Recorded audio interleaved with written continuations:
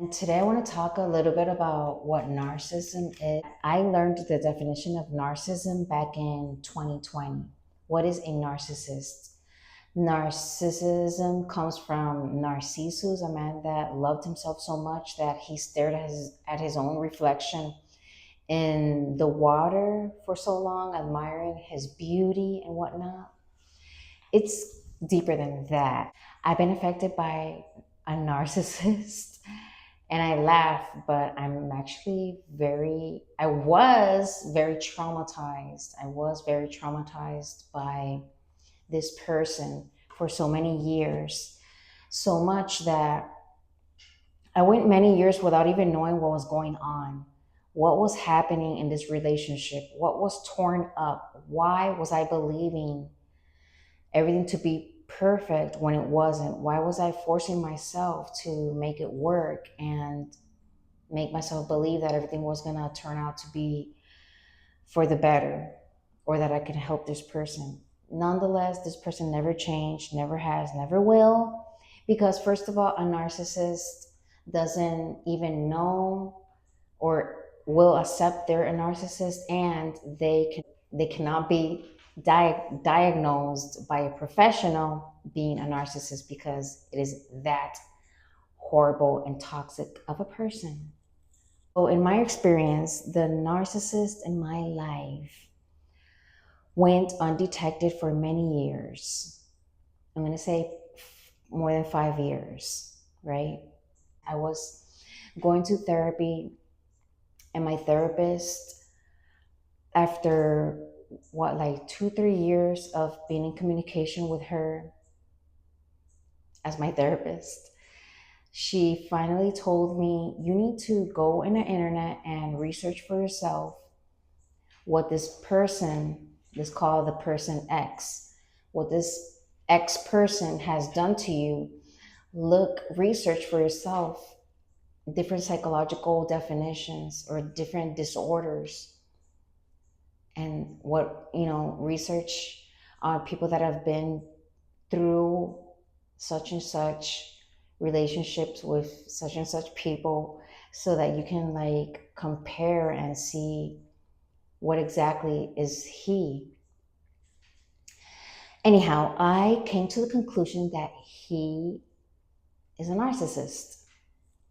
And like I said, I've been with this person more than 5 years. And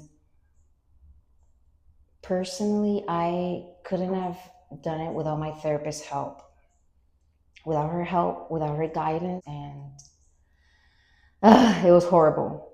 But thankfully, like I said, my therapist guided me to do my own research. I did it, with specifics.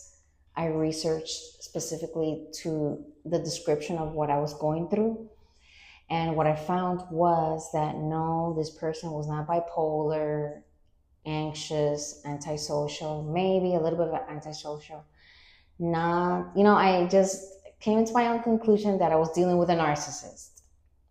To summarize it, okay, I got to the point. The narcissist. So, going back these 5 years, it was more than 5 years, but I'm going to say 5 years. Going back to year one, when I first met the person, first mistake was my own fault.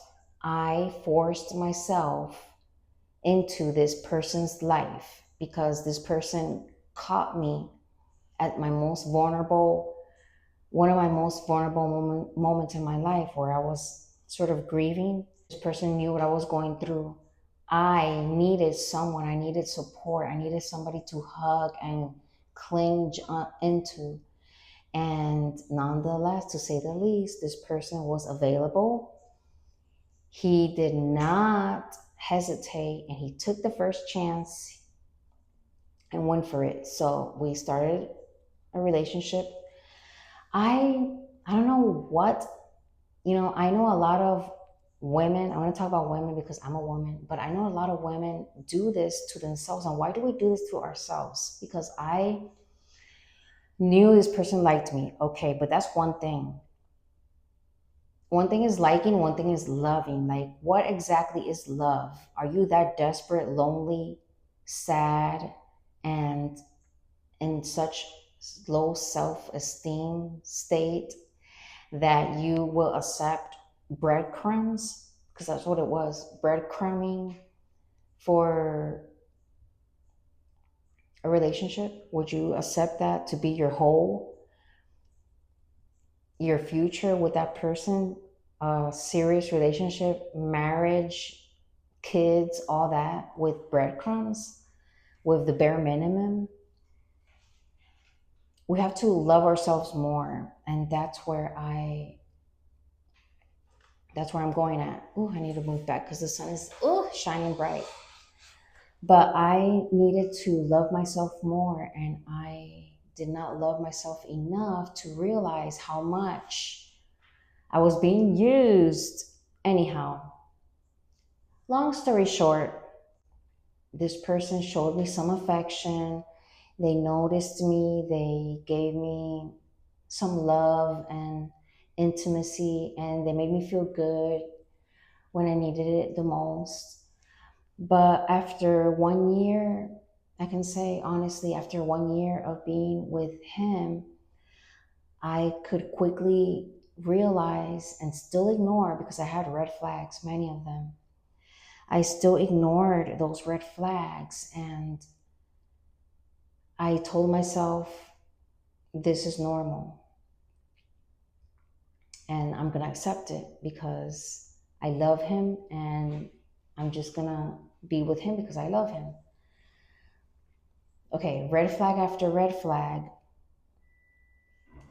red flag after red flag.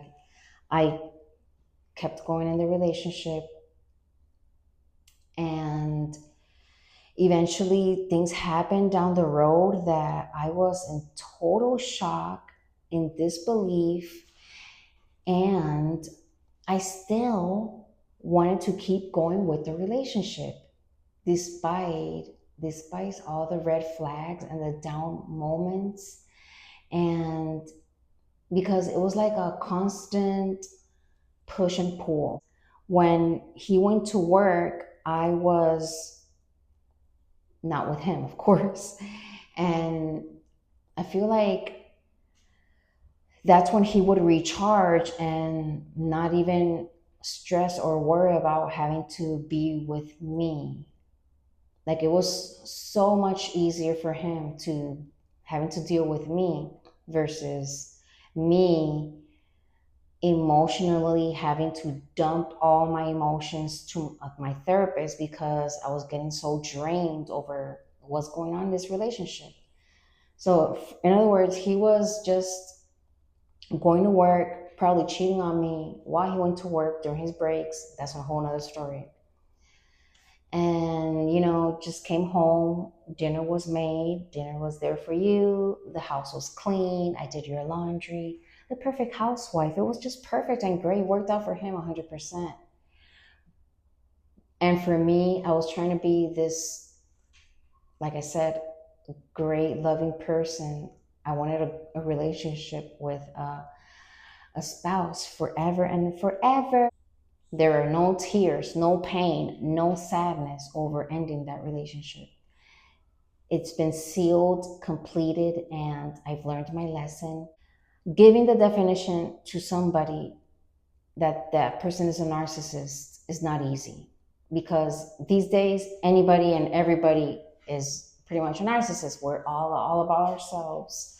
In fact, I was thinking about that myself. Like, I'm such a narcissist. I think about myself too much, and I should be thinking about others, loving and helping others more, and have to get out of my head because I constantly, and it's got to do a lot with other issues like anxiety and whatnot. But with all that said, going back to the narcissism, you cannot tell a person is a narcissist until you've actually lived with them or dealt with them directly for a long periods of time. I'm talking about years. Because, like I said, I call myself a narcissist. We all are narcissists, but really we're really not. It's just we're the bare minimum of narcissists. But a true, what they call a covert narcissist, it takes many years of them being deceptive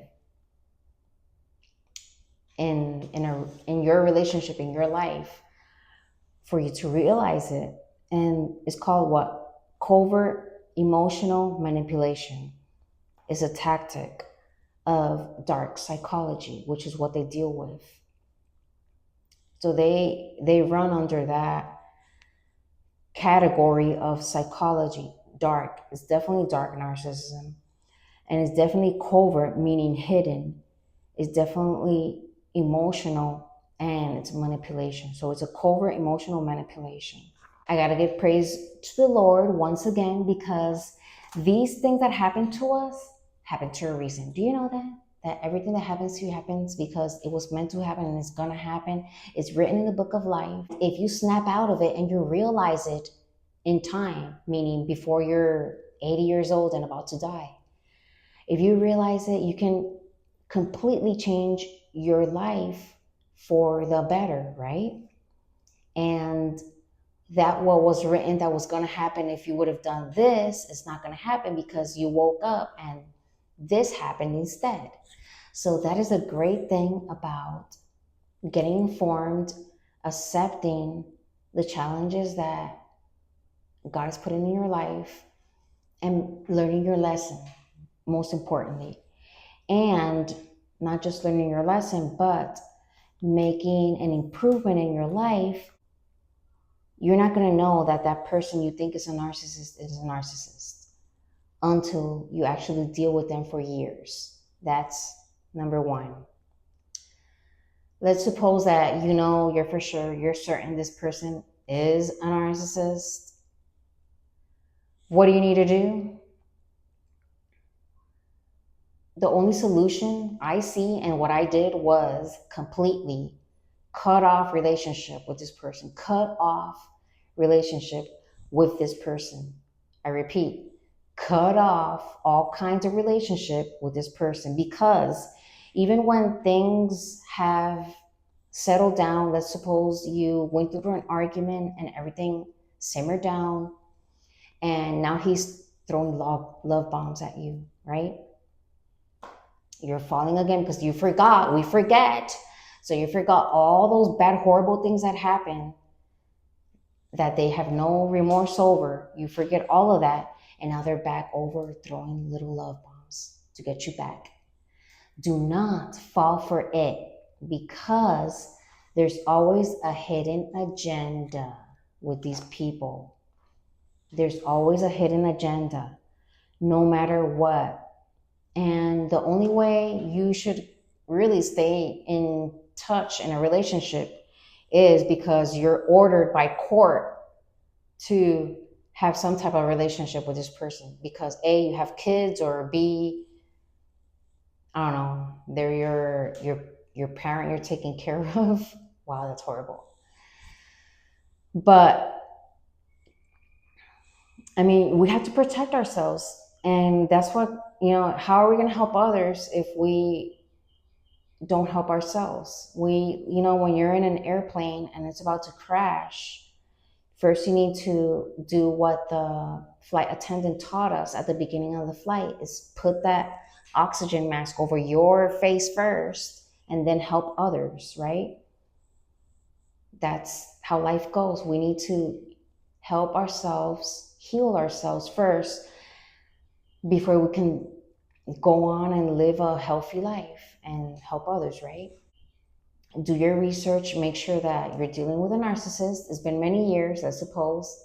Unfortunately, it takes a long time to realize it. And when you love someone and care about somebody so much, anyways, it's going to take that long anyways. Because if it's just an anybody, like if you're dating, for example, it's much easier because you realize it and you don't have to go through the whole year's process. But when it's somebody in your family or somebody that you've already loved, that already got you through their narcissist tactics, and you've already fallen for them and you've been with them for years or months, then it's a little bit harder, and we have to heal and be strategic about it all. And in the end, what happens is that you will heal. And what I did personally was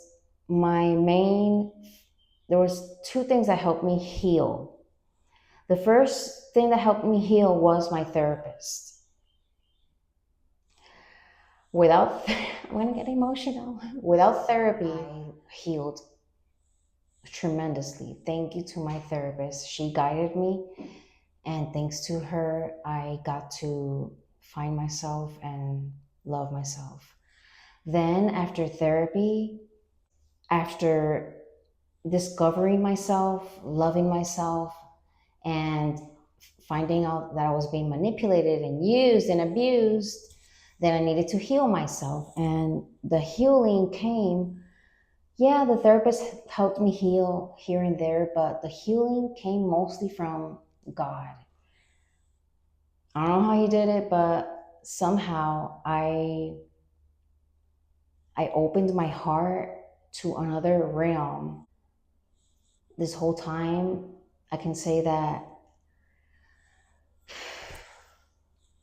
it's taken a toll on me, because for the longest time, I didn't want to admit that I was wrong, that I went through all that, all those hard lessons, that I had to go through all that the hard way. I always tormented myself with, like, why were you so naive? Why were you so dumb to not realize? Why you seeing the red flags after a month of knowing this person still pushed the relationship for years and years to come? Now that is what the power of the narcissist. There's the power of the narcissist. They can drag you for years. You knowing that you're right. You saw those red flags. They can drag you for years. Trust. And if you let that happen, you're going to regret it. I'm getting my man voice. You're going to regret it. Please don't do that to yourself. Get in prayer. Talk to a therapist. Talk to God. And know that sometimes we need to be healthy. And to be healthy, we need to cut off certain people out of our lives. Not everybody is meant to be a part of our circle. There's boundaries, right? There's boundaries. There's people for some people. Those people that are meant for those narcissists are over there. Some other people, not you. You don't have to deal with that. So let's love ourselves more, and may the Lord be with you. God bless you. Have a great day. I'll see you next time. Bye.